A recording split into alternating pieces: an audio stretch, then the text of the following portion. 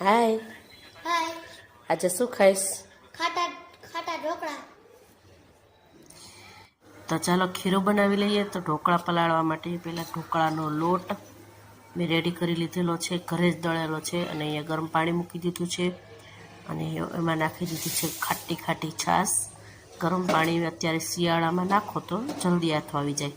તો આ ગરમ પાણી અને ગરમ છાશ મિક્સ છે એને લોટમાં નાખી અને મિક્સ કરી દઈશું. હાથ વડે નહીં મિક્સ કરીએ, આ રીતે વેલણ વડે મિક્સ કરશું, હાથ અડાડવાનો નથી. તો આ રીતે હું ઢોકળાનું પલાળું છું.